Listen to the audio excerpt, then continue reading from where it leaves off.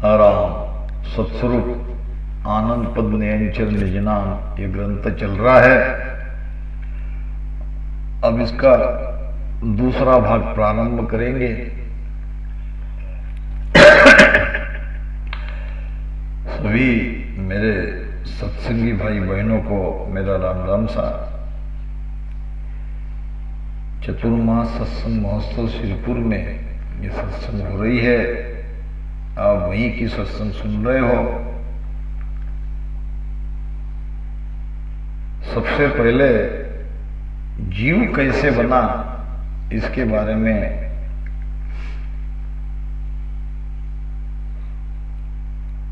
हम निर्णय करेंगे। प्रकृति और पुरुष जो दोनों भिन्न तत्व है ये अनादि से है। प्रकृति नाम माया और पुरुष नाम चेतन आत्मा। ये प्रकृति और पुरुष दोनों के संयोग से ये जड़ चैतन्यमय सृष्टि का निर्माण हुआ।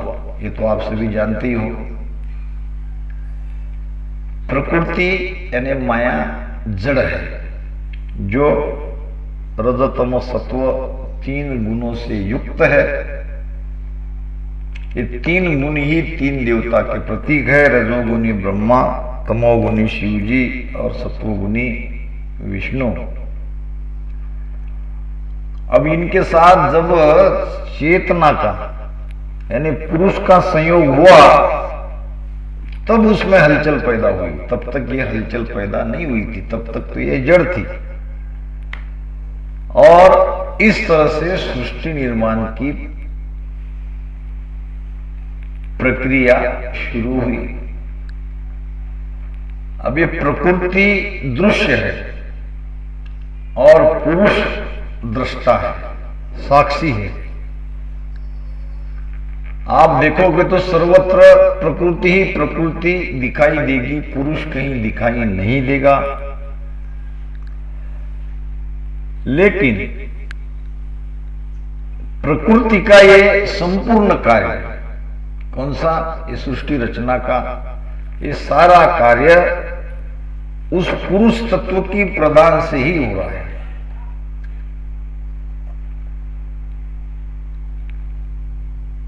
इस कारण प्रकृति और पुरुष को यानी माया और ये ब्रह्म को यानी आत्मा को अलग अलग पहचानना बड़ा कठिन है। क्यों? कि इसका कारण है अविद्या। पुरुष सर्वज्ञ है तथा प्रकृति के हर कण में व्याप्त है, यानी वो सर्वव्यापी है। जीव भी इन दोनों के संयोग का परिणाम है। यानी पुरुष और प्रकृति की प्रथम संतान है ये जीव। हमारा विषय है जीव कहां से आया, जीव कैसे बना। अब उस पुरुष को शरीर में आत्मा कहा जाता है तथा सृष्टि में वही परमात्मा है, विश्वात्मा है।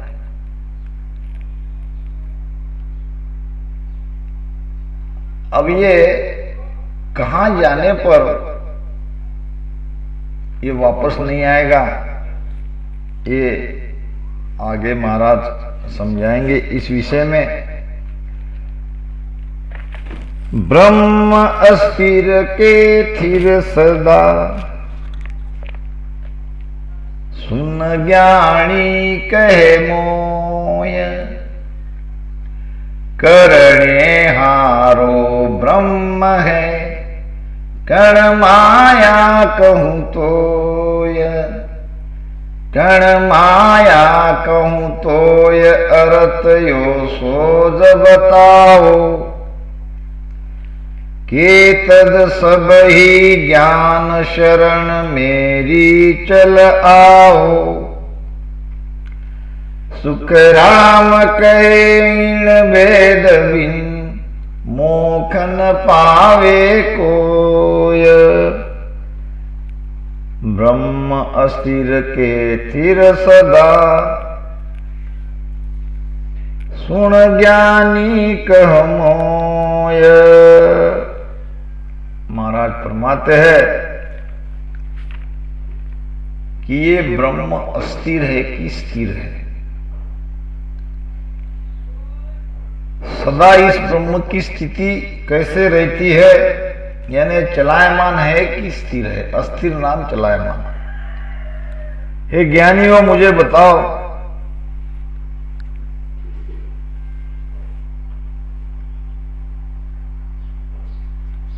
करने हारो ब्रह्म है और कणमाया कहूं तो ये जो सारा खेल हो रहा है, ये जो सृष्टि की रचना हो रही है, ये कर कौन रहा है?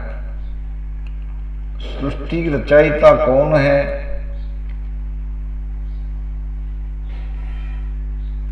ब्रह्म है या माया है?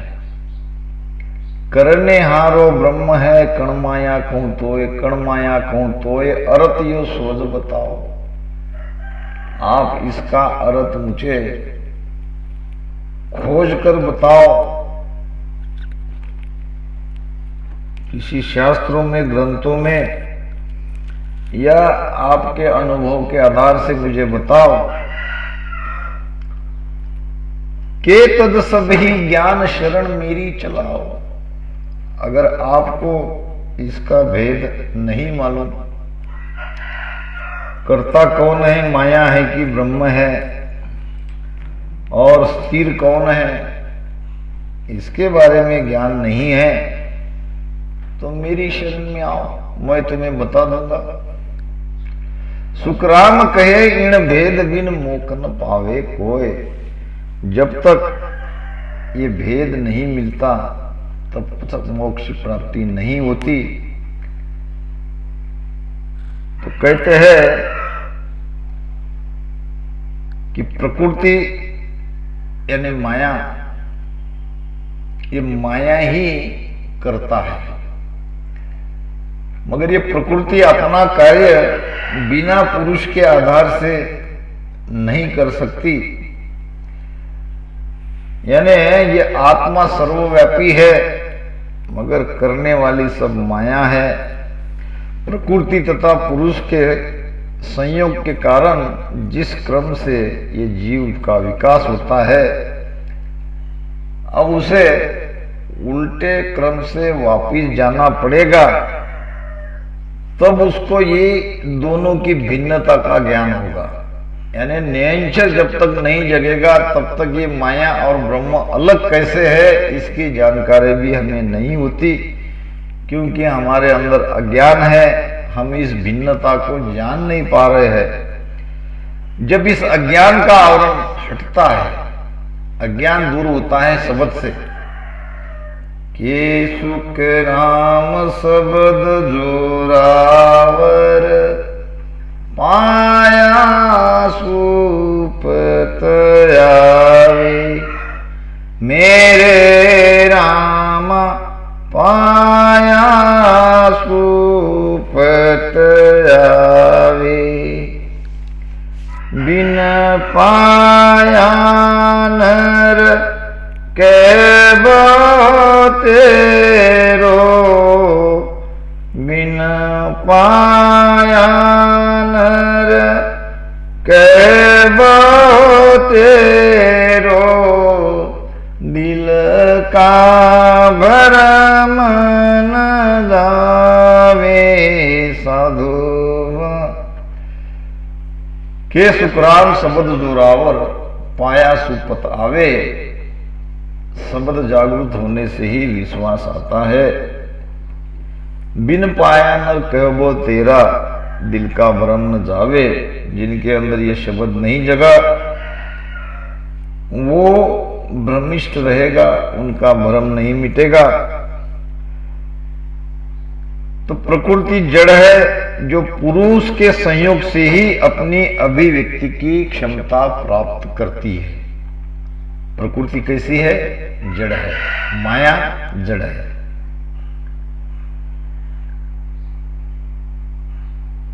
जीव का विकास भी इन दोनों के संयोग का ही परिणाम है। जीव कैसे बना? प्रकृति और पुरुष के संयोग से।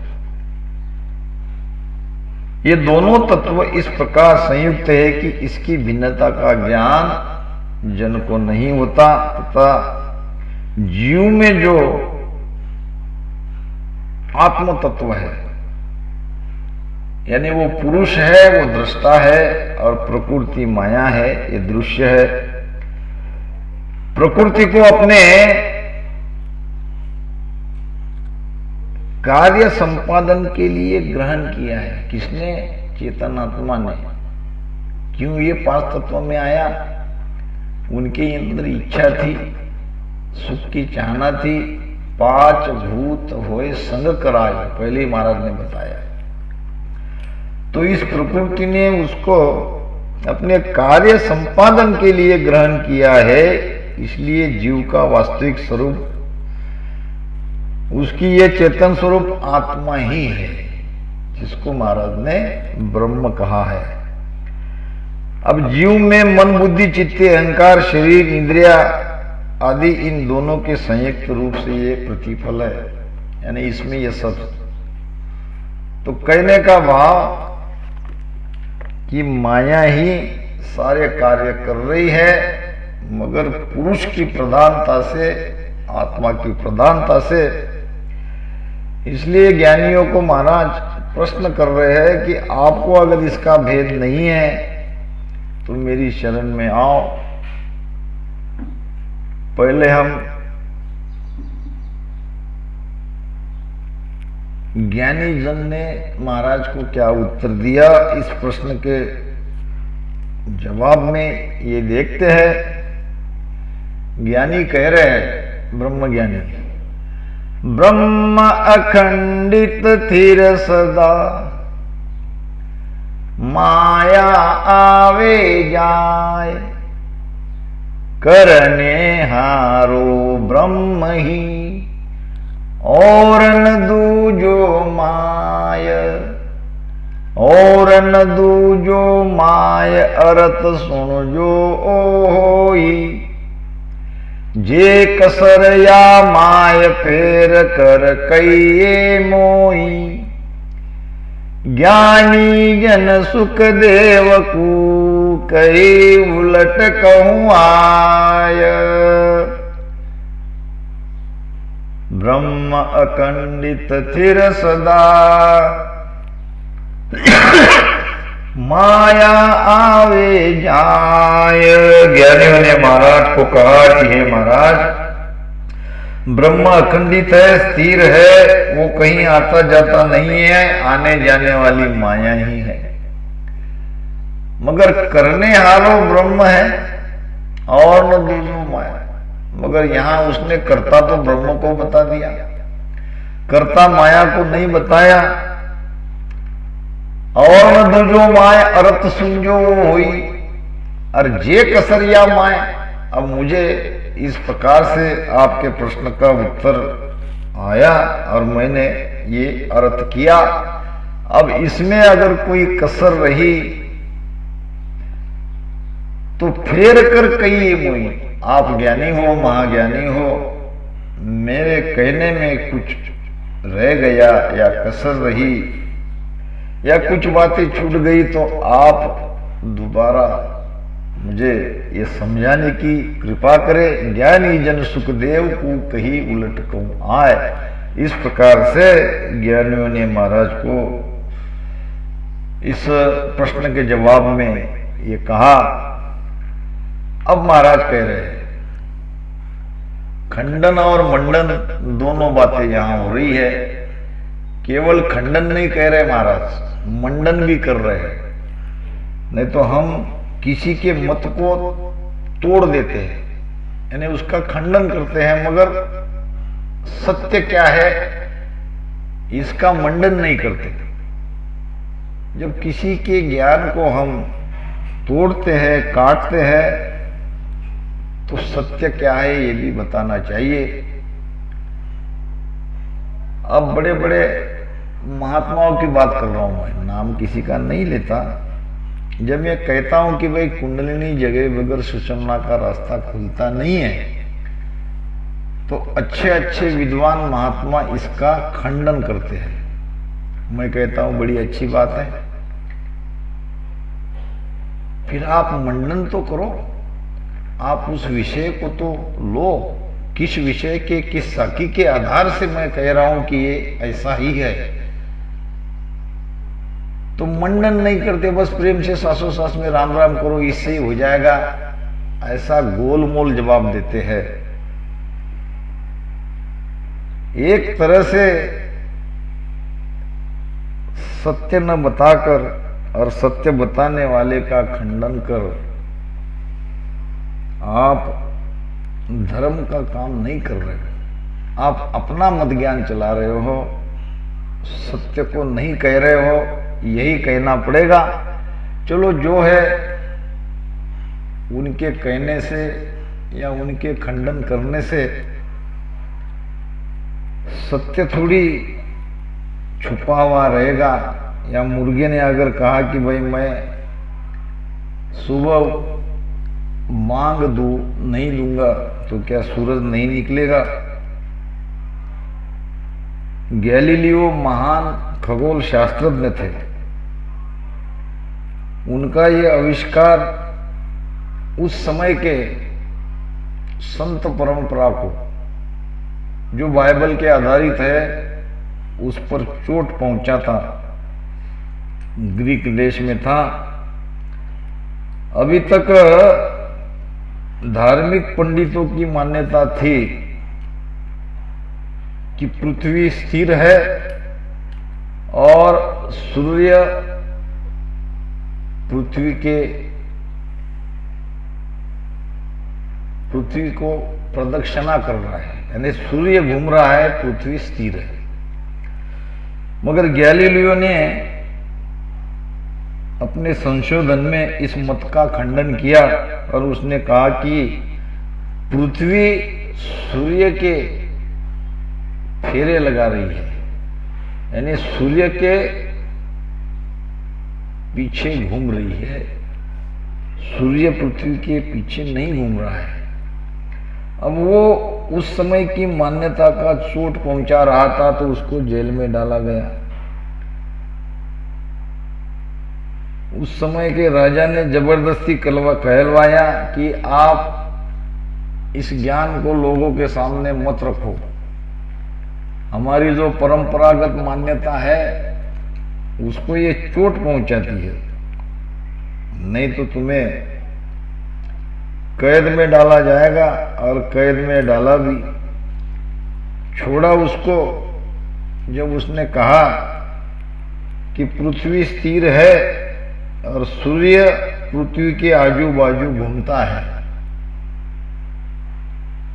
मगर उसने ये कहा, लेकिन सूर्य मेरी बात कहां सुनता है, सूर्य मेरी बात कहां सुनता है।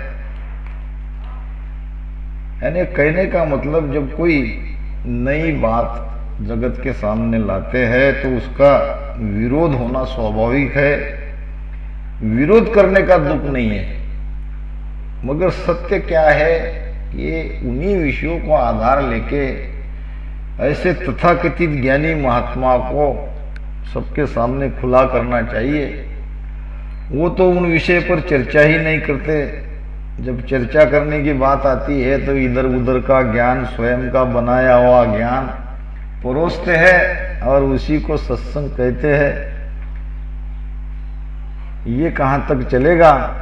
तो महाराज कहते हैं ज्ञानियों को, करता कहो थिर कीम हुए, नावो करणे हार, वो किम लागे अरत रे, छोड़े कहे पुकार, छोड़े कहे पुकार, अचल सोही जगमाई, ना करता ना केण नहीं, आवे कहूँ जाई, सुख राम कहे ज्ञानी सुनो, समझर करो विचार। करता कहो थिर कीम हुए, ना वो करने हार। हे ज्ञानियों, आपने कुछ कुछ बातें तो सत्य कही, मगर कुछ कुछ बातें समझने के परे है। जैसे आप करने हारो ब्रह्म कहा है, ब्रह्म को कर्ता माना है, और दूसरी तरफ आप यही कहते हो कि ब्रह्म अखंडित स्थिर सदा, माया आवे जाए आने जाने वाली माया है, ब्रह्म अखंड है, स्थिर है। और दूसरी तरफ जो स्थिर है, जो अखंड है, उसको ही कर्ता बता रहे हो। ये ठीक नहीं। कर्ता को थिर कीम हुई। जो कोई करता है, जैसे कि हमारे घर में एक कर्ता पुरुष रहता है, तो वो कर्ता पुरुष घर में बैठा किसी ने देखा, उसको तो यहां वहां इधर उधर जाना पड़ेगा, अपना घर चलाना पड़ेगा, कुछ न कुछ कमा के लाना पड़ेगा, सारी व्यवस्था करनी पड़ेगी, क्योंकि वो कर्ता है, वो मुखिया है, वो प्रमुख है। कर्ता को थिर कीम हुए, ये तो असंभव है कि आप ब्रह्म को कर्ता बता रहे हो और स्थिर भी बता रहे हो। तो या तो उसको कर्ता मत कहो, या उसको अस्थिर कहो। ना वो करने हार, और वो किम लागे अरतरे चौड़े कहे पुकार। ये तो प्रगट बात है। कर्ता न स्थिर रहता है, और जो स्थिर है वो न कुछ कर सकता है। स्थिर यानी जैसे पत्थर एक जगह स्थिर है, तो वहां से वो हिल सकता है? नहीं हिल सकता। तो कर्ता को तो हिलना पड़ेगा, इधर उधर जाना पड़ेगा। चौड़े कहे पुकार अचल सोही जग माई। जो अचल है, जो स्थिर है, ना करता ना केण नहीं आवे कहूं जाई। उसको कोई कर्ता कैसे कह सकते हैं? न उसको कोई आता है और वो जाता है ऐसे कह सकते हैं। स्थिर को क्यों कहेगा कि ये आता जाता है? जब आता जाता कहते हैं, आ रहा जा रहा कहते हैं, तो वो अस्थिर है। सुखराम कहे ज्ञानी सुनो, समझर करो विचार। हे ज्ञानियों, आप इस भेद को समझो, समझकर विचार करो और मुझे बताओ, कर्ता कौन है और स्थिर कौन है, अस्थिर कौन है? अब महाराज ने ही इस प्रश्न का उत्तर दिया, जो बड़ा ही महत्वपूर्ण है। माया सोई करतार है, माया आवे जाय। माया जीते हारसी, माया धापे खाय। माया धापे खाय ब्रह्म तो नेचल होई। आनंद लेसी जाय जीव माया कहूं तोई। सुख राम कहे सब सांभळो, माया करे उपाय। माया सोई करतार है, माया आवे जाय। मैंने पहले ही पुरुष और प्रकृति के बारे में बताया था। प्रकृति 3 गुणों से युक्त है, जिसको माया कहते हैं, और पुरुष इसमें चेतन आत्मा है। प्रकृति सारा कार्य चेतन आत्मा की सत्ता से ही कर रही है, मगर ये सारे कार्य में वो चेतन आत्मा करता नहीं है, करता प्रकृति ही है, माया ही है। यही बात महाराज कह रहे हैं। माया सोई करतार है, यानी प्रकृति के सारे कार्य उस पुरुष आत्मा की प्रधानता से हो रहे हैं, वो कर्ता कहीं नहीं है, वो साक्षी है। माया सोई करतार है, माया आवे जाए। आवे जाए यानी जन्म लेने वाली माया ही है और मरने वाली ही माया ही है। आत्मा न जन्म लेती है, न आत्मा मरती है। नैनम छिंदंती शस्त्राणी, नैनम दाहती पावक। माया जीते हार सी, माया धापे खाए। जीत और हार भी यहां माया की ही है। माया ही जीतती है और माया ही हारती है। ब्रह्म तो नेचल हुई। यहां ब्रह्म स्थिर होने से उसकी हार जीत नहीं है, वो आता जाता नहीं है, न वो जन्मता है न मरता है। आनंद ले सी जाए जीव माया को कहूं तो ही, यहां तक ये जीव माया के द्वारा ही आनंद लेता है। यानी माया को इसने अपने कार्य के लिए प्रकृति का आधार लिया है। तो ये जीव माया के द्वारा ही आनंद ले सकता है। इसीलिए महाराज की वाणी में माया के 3 प्रकार बताए। एक स्थूल माया, एक झीणी माया और एक सत माया। यानी सतरूप आनंद पद में जो आनंद आ रहा है वो भी माया का ही है। हालांकि वो माया न झीणी है न स्थूल है, वो सत माया है। यानी जब तक ये शरीर है तब तक सत्स्वरूप आनंद पात की प्राप्ति कर सकते हैं। शरीर जाने के बाद आनंद पद में हम नहीं जाएंगे। हाँ, इतना जरूर है, इस शरीर में अगर आनंद पद की प्राप्ति कर ली तो शरीर छोड़ने के बाद सदा उस पद में हम विलीन हो जाएंगे, अपने स्वरूप में, अपनी आत्मा में। तो इसलिए माया बड़ी महत्वपूर्ण है। माया सोई करतार है, माया आवे जाए। माया जीते हार सी, माया धापे खाए। धापे खाए यानी तृप्त होना। ये तृप्त ही माया ही हो रही है। माया को ही ये सब चाहिए और माया ही ये विषयों का सुख ले रही है। यानी माया के द्वारा ही ये विषयों का सुख मिल रहा है। ये 5 तत्वों का शरीर और ये इंद्रिया माया ही तो है।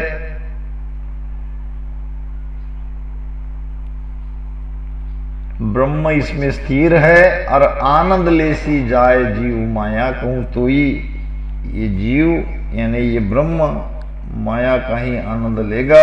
अगर माया को इससे अलग कर दे तो ये आनंद नहीं ले सकता।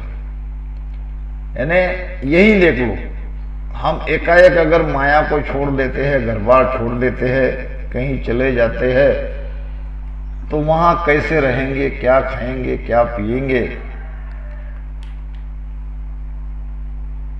तो वहां भी तो माया का आधार लेना ही पड़ेगा। तो माया के बिगर ये ब्रह्म का अस्तित्व शून्य है।